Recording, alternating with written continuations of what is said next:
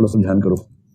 जैसे आप आईएएस बन गए, बधाई हो आप लोगों को पहले, है ना, बहुत बहुत बधाई हो आप, ठीक है। चल, तो आईएएस बनने के बाद क्या होगा, ट्रेनिंग के बाद जब भारत सरकार में आएंगे, मान लीजिए सचिवालय में आ गए, तो जब सचिवालय में सबसे पहले पहुंचेंगे तो जिस पद पर काम करेंगे वो है अंडर सेक्रेटरी, सीधा उस पद पे आएंगे आईएएस बनते ही। तो आजकल एक नया सिस्टम शुरू हुआ है और वो ये है कि आईएएस की ट्रेनिंग में नरेंद्र मोदी की सरकार ने अच्छा काम किया वाला भी, कि पहले आईएएस की ट्रेनिंग में भारत भ्रमण, ये भ्रमण वो भ्रमण, मसूरी की एकेडमी, ये सिखाना वो सब था। लेकिन रियल ट्रेनिंग जो सचिवालय में है, सेक्रेटरिएट में, उसका आइडिया नहीं होता था उम्मीदवारों को। पिछले 3-4 साल से सिस्टम क्या है कि उनका 1 महीने का एक टेन्योर होता है जो भारत सरकार के किसी मंत्रालय में होता है। उन्हें दिल्ली लाते हैं, किसी मिनिस्ट्री में अंडर सेक्रेटरी बना के भेजते हैं। अंडर सेक्रेटरी ट्रेनिंग मतलब इन ट्रेनिंग, दरअसल उनका जो रैंक है ना, उससे हल्का सा ऊंचा रैंक अंडर सेक्रेटरी का होता है, तो लगभग उसके आसपास का रैंक है। तो अंडर सेक्रेटरी के बाद जब व्यक्ति थोड़ा और सीनियर हो जाएगा तो ये बन जाएगा डिप्टी सेक्रेटरी। मोटी मोटी बात ध्यान रख लीजिए, अगर आईएएस की सर्विस हुई है 4 साल की तो क्या बनेगा, अंडर सेक्रेटरी। अगर हुई है 9 साल की सर्विस तो क्या बनेगा, डिप्टी सेक्रेटरी। अगर हो गई है 14 साल की सर्विस तो क्या बनेगा, नहीं तो बनेगा डायरेक्टर सचिवालय में। अगर सर्विस हो गई है 18 साल की तो बनेगा ज्वाइंट सेक्रेटरी। ज्वाइंट सेक्रेटरी बहुत बड़ी तोप है, तो इतनी बड़ी तोप है भी आपको समझाता हूं, कितनी बड़ी तोप है। और यदि उसकी सर्विस हो गई 22 साल की तो बनेगा एडिशनल सेक्रेटरी। नोट कर लो पढ़ा, 4, 9, 14, 18, 22, 25। और अगर हो गई सर्विस 25 साल की तो बनेगा सेक्रेटरी। ये है आईएएस के जीवन का सारा नक्शा। तो मैं पूछूंगा, जोर जोर से बोल के बताना, 4 साल में क्या, अंडर सेक्रेटरी यानी कि हिंदी में अवर सचिव, 9 साल में डिप्टी सेक्रेटरी, 14 साल में डायरेक्टर, 18 में जॉइंट सेक्रेटरी, 22 में एडिशनल सेक्रेटरी और 25 में सेक्रेटरी। अगर उसके बाद उसको 5 साल और मिल गए, लगभग 30 साल मिल गए, तो कैबिनेट सेक्रेटरी, जो कि एक ही व्यक्ति होता है, हर कोई नहीं होता है, या चीफ सेक्रेटरी किसी राज्य में समझ लीजिए, उसी स्तर का पद होता है, ठीक है। अगर आप फील्ड में हैं तो 4 साल की सर्विस होती है, आप बन जाएंगे डीएम। तो डीएम किसके बराबर हुआ, अंडर सेक्रेटरी के बराबर हुआ। ये छोटे जिले का डीएम होता है। 9 साल की सर्विस के बाद डीएम रहेगा डीएम ही, पर बड़े जिले का हो जाएगा, है ना, बड़ा जिला। जैसे रामपुर से निकल के आ गया बनारस में, तो बलिया नहीं बनारस, ऐसा। जब 14 साल की सर्विस हो जाएगी तो ये डीएम से बढ़ के हो जाएगा कमिश्नर। कमिश्नर का मतलब 2 या 3 जिले उसके कंट्रोल में आ जाएंगे, आईएएस के कंट्रोल में। और इसके बाद तो सचिवालय जाना ही पड़ता है, फिर कोई चारा नहीं बचता है। 18 साल की सर्विस के बाद आईएएस को जिला उसके कद से छोटा हो जाता है, फिर 1 जिला, 3 जिले नहीं, फिर पूरा राज्य संभालना है, फिर पूरा देश संभालना है, और उसके लिए सचिवालय ही जाना पड़ता है।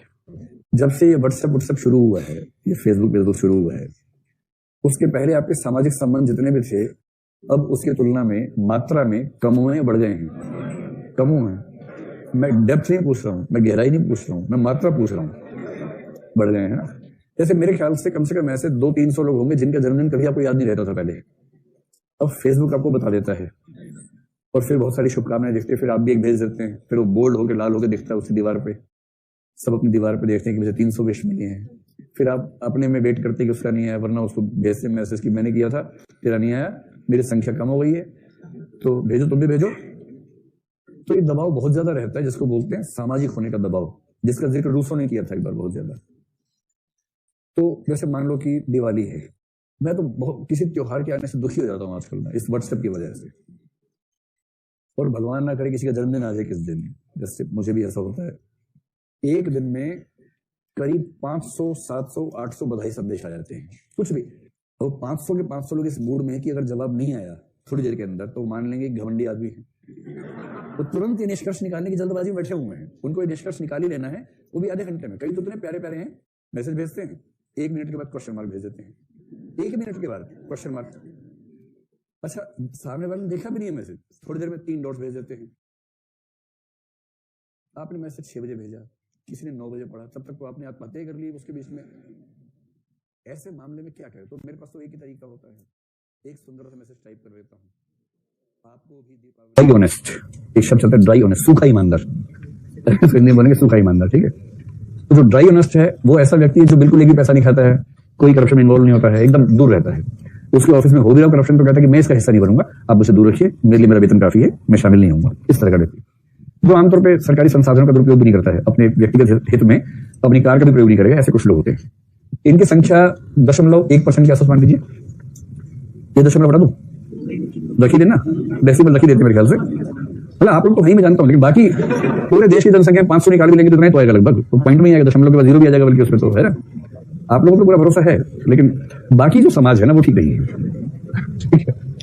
दूसरे होते हैं ऑनेस्ट, तीसरे होते हैं करप्ट, तीसरे को चौथे को वेट करप्ट कह सकते हैं, गीला बेईमान कह सकते हैं। भाई सूखा ईमानदार का घोर विपरीत क्या होगा, वेट और डिसऑनेस्ट कह लीजिए, तो चौथे को बोल लीजिए महाकरप्ट, तो महा बेईमान टाइप का आदमी। जो ऑनेस्ट आदमी होता है कलेक्टर, ऑनेस्ट आदमी का मतलब है जो अलग से पैसा नहीं मांगता कभी, जो फिक्स है वो आता रहता है। और फिक्स का मतलब वेतन नहीं है, वो तो मतलब कलेक्टर वेतन को छूता भी नहीं है। वेतन को तो देश में इसलिए थोड़ा सा निकालते थे कि सरकार को लगे कि हाँ जरूरत पड़ती है इसको वेतन की, सिर्फ इसलिए, वरना वेतन तो कलेक्टर को छूते भी नहीं, क्या छुएंगे उसको। हाँ ये करिए अकाउंट से निकाला, दूसरे अकाउंट में डाल दिया, ताकि ये भरोसा रहे सरकार को कि वेतन से ही काम चल रहा है आदमी का। तो ये ऑनेस्ट लोग वो माने जाते हैं प्रशासन में जो अलग से मांगते नहीं है किसी काम के लिए पैसा, जो फिक्स है वो फिक्स है। जैसे आमतौर पर कोई अगर जिला सामान्य साइज का है तो उसमें एक साल में डेवलपमेंट का खर्चा करीब 500 करोड़ के आसपास की योजनाएं तो होती हैं, ये नॉर्मल है कि इतना तो होगा ही होगा। तो सामान्य आकार के सामान्य जिले में सामान्यतः 500 करोड़ रुपए एक साल में योजना व्यय होता है, एक सामान्य फिगर है।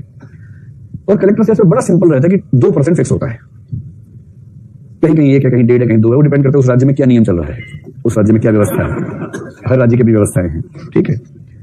तो मुझे ध्यान है कि एक बार एक आईएएस से बात है तो उसने कहा कि सर मैं ऑनेस्ट कैटेगरी में आता हूं, मैं कभी नहीं मांगता हूं किसी से, बाकी सब व्यवस्था ये